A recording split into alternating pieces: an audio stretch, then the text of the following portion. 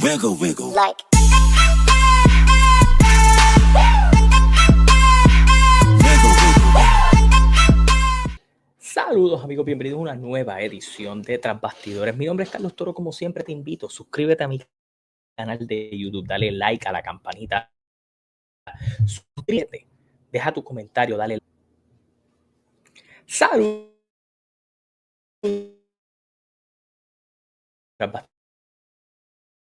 Te suscribas al canal y le des campanita para notificaciones.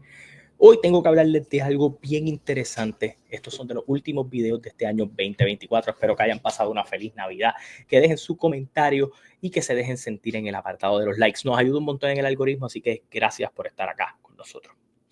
Ok, es Rey González el último draw de la lucha libre en Puerto Rico, y antes de explicar esto, tengo que explicar el término draw. El término draw se utiliza de una persona que atrae masas a un sector. Por ejemplo, Carlos Colón, el Invader número 1, Rey González y otras figuras a través de la historia de la lucha libre han sido draws. Son figuras que tal vez con solo lo que ellos hagan atraen visibilidad hacia lo que está pasando. En Puerto Rico, en la época de oro, habían varios draws. Específicamente el mayor draw en la historia de la lucha libre en Puerto Rico se llama Carlos Colón. En Estados Unidos tienes a John Cena, tienes a Roman Reigns, tienes a Stone Cold, tienes a The Rock, tienes a Hulk Hogan.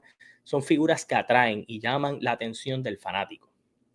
Son estas figuras que mueven masas. En Puerto Rico, el último draw que existió se llama Rey González.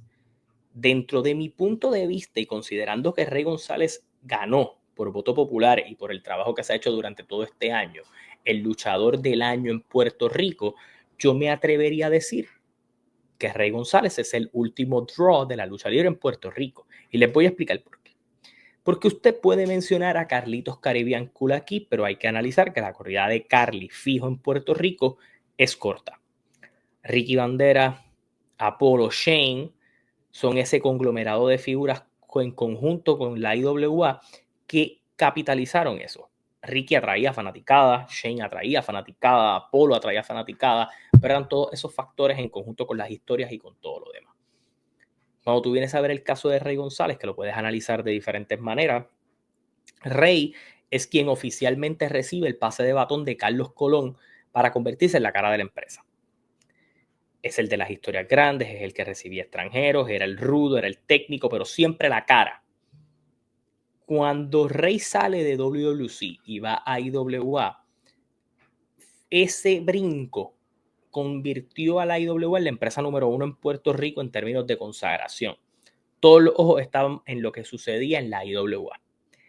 Y cuando Rey brinca a WWC como el cóndor, todos los ojos volvieron a enfocarse en WWC. Sí, IWA tuvo sus altas y sus bajas en ese entonces, pero hay que analizar y hay que ser correcto en decir que Rey es alguien que mueve el barómetro de un lado a otro. Como técnico, como rudo, en el rol que tú lo utilices, Rey es ese draw. Y mucha gente va a decir, pero si Rey tiene 52 años, 30 años de carrera y todo lo demás. Eso sí es real. Pues eso te explica que hubo unas cosas que no pasaron para crear otras estrellas que pudieran crear ese mismo barómetro. Y no es todo responsabilidad de Rey González. Y yo creo que ahí es la parte en donde la gente, el que le quiera tirar fango a Rey o a las figuras por no pasar el batón, yo creo que hay otras cosas detrás de eso que hicieron a estos luchadores o a algunos de estos draw no pasar el batón. Una de ellas, la más número 1, puede ser el ego, pero podemos ir a los 90. En los 90 todo el mundo sabe que había un momento clave en Capital Sport Promotion en la época de oro, donde Carlos Colón tal vez debía pasarle el batón a TNT. Eso no pasa. Y luego pasan una serie de sucesos. La muerte de Brody pasa primero, había un descenso en las casas antes de la muerte de Brody, pasa lo de Brody, dan 2 palos con lo de Hércules y con lo de Steve Strong, TNT se vuelve popular, le tocaba el turno a TNT, no le dan el pase de batón, eventualmente TNT sale de la empresa, se va al extranjero, nace la AWF y todo esto es lo que empieza a llevar a todo. O sea, si en el 90 se supone que Carlos pasara el batón y no pasa el batón hasta el 96-97, significa que hubo unos años en medio de ahí donde ellos tuvieron que hacer muchos ajustes porque no habían estrellas jóvenes consolidadas para el rol de Carlos, de Invader y de esas figuras. Miguel no fue el que llenó esos zapatos, Huracán no lo fue, Sabio se va de Puerto Rico, eventualmente Miguel y Huracán se van, no había quien tomara ese batón en ese entonces hasta que aparece la figura de Rey González en quien apuestan para hacer esa figura. Post Rey González, dentro de WWC trataron de hacerlo con Carly. Obviamente, con Carly, tanto a menor o a mayor escala empieza a pasar, Rey pasa de alguna manera el batón, pero Rey se va de la empresa y sigue siendo una gran figura y se va a IWA. Y WWC en ese entonces trató con muchas figuras de ver quién podía sacar algo. Y hay muchos nombres que puedes mencionar de la época que fueron campeones universales que la gente a veces no se acuerda y otros que sí. Hubo momentos con Diamante, hubo momentos que trataron de hacer algo con Ricky Cruz, hubo momentos que trataron cosas con Joe Bravo, Bronco como figura principal, le dieron algunos push a Rico Suave. Obviamente, en ese entonces, dos figuras claves de WWC salen a IWA, que es Rey González primero, y luego después el Invader. Y en IWA, Rey dio pases de batón a Chicano y hubo otras figuras que cogieron el push, pero no tal vez a ese nivel de solidez porque nadie de estos muchachos, o sea, los que lograron convertirse en Draw, que son Apolo y Ricky, salen de Puerto Rico muy pronto como para ellos dar el batón a otras figuras a que cojan ese espacio y a que ellos se terminaran de convertir en estas super mega estrellas. Eran mega estrellas, pero pudieron haber llegado a más para poder pasar ese batón hacia adelante. Por eso es que hay una famosa generación perdida, que es la famosa generación que viene luego de Rey González y de ese corillo, que es esa generación que no recibió ese pase de batón, como dicen, de ellos, que ahí está Royal que empezó en esa época, Tua que empezó en esa época, que hubo intentos con algunas figuras de hacer estos pases de batón. Yo creo que sí, yo creo que WWC apostó mucho por BJ en un año, en donde la super corrida que le dieron a Steve Strong era para BJ.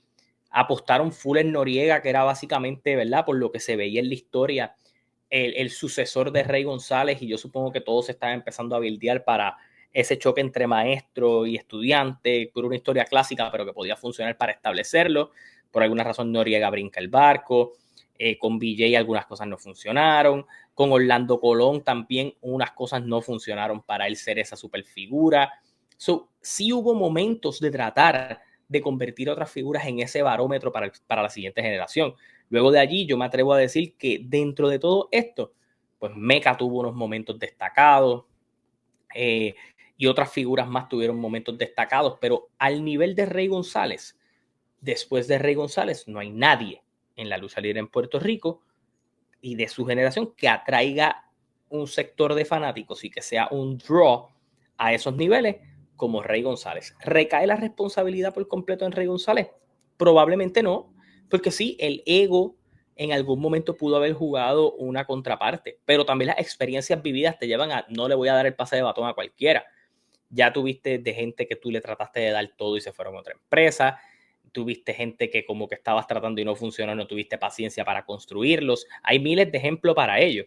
Pero yo creo que cuando tú vienes a analizar que el público hoy se siente más conmovido por una historia de Rey logrando su campeonato universal 4 décadas más tarde de su primera coronación, y es una de las historias emocionales del año, es la historia más emocional del año, es la historia que lo llevó a que ustedes decidieran que él es el luchador del año, te da a entender que el apego emocional y el apego del fanático con las figuras se quedó en Rey González. Luego de él, del patio que se haya quedado, yo creo que ninguno tiene ese arraigo que logró Rey en su momento. ¿Es su responsabilidad, sí o no? Déjame saber tu opinión en los comentarios. Viene otro video bastante parecido que pudiera ser hasta una secuela de este, que va a estar bien interesante. Vamos a tratar de tener un invitado para ello, pero me encantaría saber su opinión en los comentarios. Suscríbete al canal. Hasta la próxima. Se cuidan. Nos vemos. Gracias por el apoyo siempre.